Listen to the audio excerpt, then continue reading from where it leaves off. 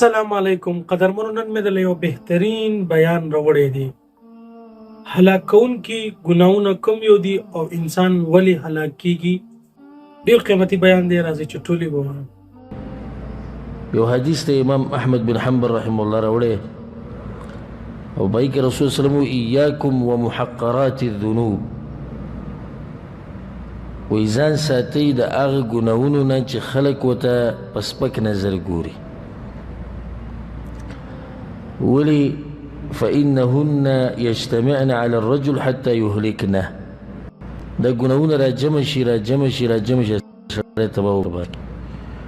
نو کله نه کله سړی معمولي ګناه کوي، خو د معمولي ګناه ته چې سپک وکړو دغه معمولي ګناه به یې تباه کوي. او به یې څنګه تباه کوي؟ ګناه وړی کله نه کله د وړی ګناه نه غټه جوړېږي چې کله په همیشواله انسان وکړي. دوی به د دې نه غټه جوړېدی شي چې کله ورته ته سره د ګناه په نظر نه ګوري. نو دا غرونه د کاڼو نه جوړ شوي، یو کاڼی را جمع کوه غر به ترې جوړ شي. ګناهونه واړه واړه کوه غر به ترې جوړ شي، غر لاندې به راشي تباه به شي. دا غټ مرض دی چې تو ته د ګناه هسې دومره غټه ګناه خو نه ده. دا ستا دا خبره چې دا غټه ګناه نه دې دله څه دا غټه ګناه ترې جوړېږي، ځکه چې دا به د راجمه شي ټولې. یو حدیث کې دا راځي چې مؤمن خپلې ګناه ته داسې ګوري لکه دی چې د غره په ویښ کې ناست وي، ویرېږي چې دا غر به پرې راولېږي. مؤمن خپلې ګناه ته په دې نظر ګوري. او چې کوم فاسق او فاجر انسان نو هغه اته د ګناه داسې ښکاري چې په پوزه باندې مچ کېناستو د لرې کو، بس دغه ورته ګناه ښکاري. نو یو فایده دې ځکه مخې ته راغله، یاد یې ساتئ. الله وایي ګناهونو راګیر کو، دا ګناهونه به دې راګیر کړي، بیا به دې ورته ګران شي. بیا دې سړي له الله سبحانه وتعالی توفیق هم نه ورکوي توبې. بل دا ګناهونه چې ډېر شي دا زړه تور شي زنګ شي، دا خبره موږ سره مخکې تېره شوې. او چې کله دا زړه تک تور شو پوره او راغون شي او زنګ شي، نو دې داسې الټه شي لکه ته چې یو ګیلاس سره والی الټه یې کړې. نو دا ګیلاس یې تا الټه کېښود، بره طرف ته وله کته کو، کته دې وله بره کو، دا شان ستا دا زړه شو. دینداري به تا ته بېدیني ښکاري او بېدیني به تا ته بیا دینداري ښکاري. ښه ته به بد وی او بد ته به ښه وی. د الله او د الله د رسول سره محبت هغه ته بد ښکاري، او د اهل فسق او فجور او د دنیا پرستو سره محبت دا به راته ښه ښکاري. لکه چې هلته زړه الټه شي، چې زړه الټه شي خو هر څه الټه شو که نه. نو دا ګناهونه معمولي خبره مه ګڼئ. که چېرته ګناه وشي انسان کمزوری ګناهونه ترې کړي، ګناه وشوه نو سمدست بیا توبه وباسئ چې الله دله د زړه نه هغه داغ پاک کړي. او بله دا چې کله ته ګناه ته په غټ نظر ګورې نو نه به یې کوې، دا غټه فایده ده. کله ته دا وایي چې دا مړه داسې ګناه ده، بیا به یې کوې چې د څه ټکي سره سړی زړور شي په دې ګناه. خو چې کله ستا په زړه کې دی چې دا ګناه غټه ده،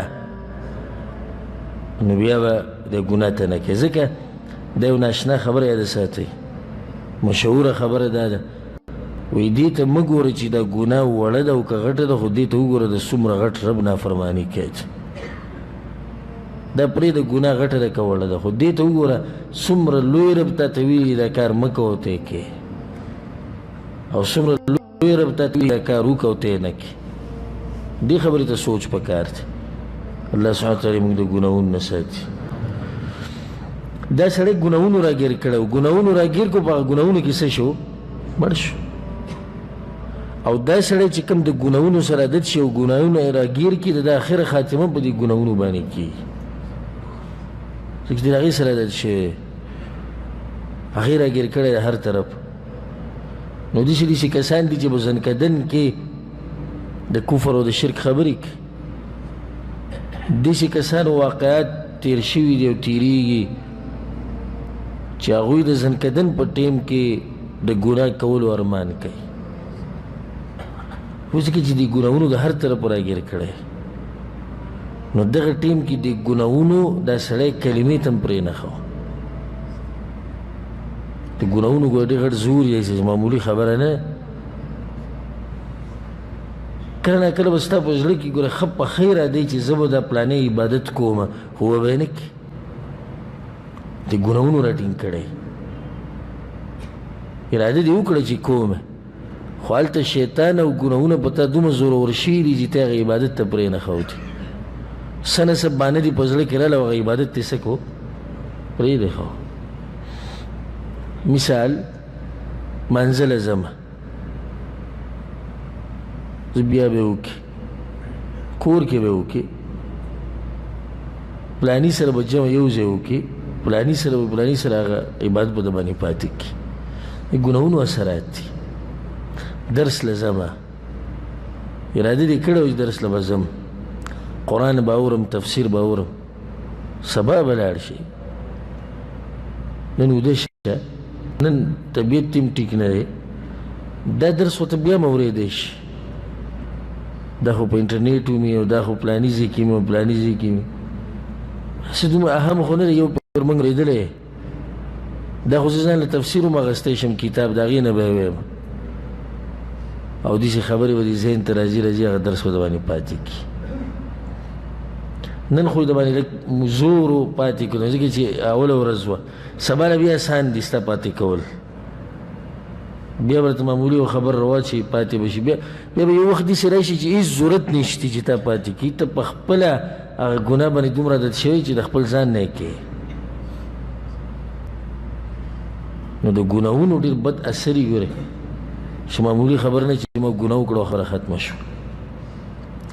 ډېر خلک دي الله سبحانه وتعالی ولا د یو مونځ توفیق نه ورکوي، د توبې توفیق او د عمرې توفیق ولا نه ورکوي، د حج ولا نه ورکوي.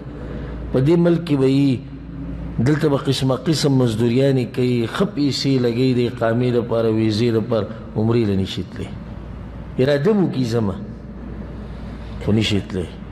حج به په کلونو دې ملک کې پروت حج نشي کولی، یو خو هغه سړی طاقت نه کي، جدا مسله هغه لږ دي، هغه لږ دي، خو هغه چې ګناهونه نه پرېږدي د عبادت. رب العالمین هم غني ذات دی. ګورې الله سبحانه وتعالی یې څه نه چې بس زمونږ د عبادتونو د ضرورت لري، ته به کې اخوا دې خواکې سر تاوی راتاوی د سره یې کوم،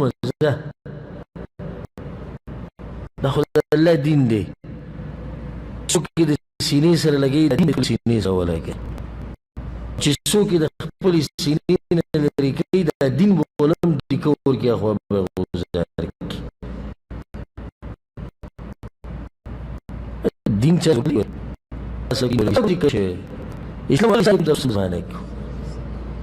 اسلام ما هغه اسلام دی چې د ابوبکر صدیق، عمر بن خطاب او عثمان بن عفان او علي بن ابي طالب رضی الله عنه اجمعین د دوی په زمانه کې. اسلام ما هغه اسلام دی کوم چې د خالد بن ولید رضی الله عنه په زمانه کې، او اسلام ما هغه اسلام دی کوم چې د حمزه رضی الله عنه په زمانه کې. داسې وایه موت د کار نه یو، اسلام عزت دی او یې به د قیامته پورې، ځکه چې دا خبرې د الله دي، خبرې د پیغمبر دي، خبرې د الله، خبرې د پیغمبر، دا چېرته بې عزته کي، دا چې د کمزوري کي نه. خو هغه چا چې د ذمواري اخیستې ده هغه کمزوري شوي دي. نو دا زما خبره او نصیحت او ما خبرې اوږدې کړې، ځکه چې دا مسله اهمه او د یاد ساتئ او په زړه یې ولیکئ. د ګناهونو د لاسه به الله سبحانه تعالی توفیق نه درکوي د عبادت، او د ګناهونو د لاسه به دا خلک تا سره بغض کوي، دا خلک به د عزت نه کوي، بې عزته به شي، هر قسمه مصیبت به د باندې راشي. سلفو به دا خبره کوله وي کله چې موږ کور ته ورننوځو او ښځې به را سره په ښه اخلاق خبرې نه کولې، نو موږ به زموږ نه څه ګناه شوې ده، ځکه چې د دې په زړه کې هغه قدر چې دی هغه کم شوی دی، چې کم شوی دی الله ته به سپک شوی وه. نو بیا به کېناستو سوچ به یې کوو چې ما نه کومه ګناه شوې ده او څه ټایم شوې ده. دومره معمولي خبره چې ښځه ورسره بد اخلاقي وکړي، بچي بد اخلاقي وکړي، په دې سړي کې څه چلي بیا. وما ربک بظلام للعبید، الله خو چا سره ظلم نه کوي. نو الله دې موږ د ګناهونو نه او د ګناهونو د انجام نه دې الله موږ بد ساتي. زما یو بیان دی په دې عنوان باندې د ګناه اثرات په فرد او په معاشره باندې هغه واورئ. پای کې ما هغه اثرات ذکر کړي چې د ګناهونو د لاسه یو فرد په دې طریقې سره تباه شي او معاشره داسې تباه کېږي. دا و د شیخ صاحب قیمتي بیان چې تاسو واورېدلو.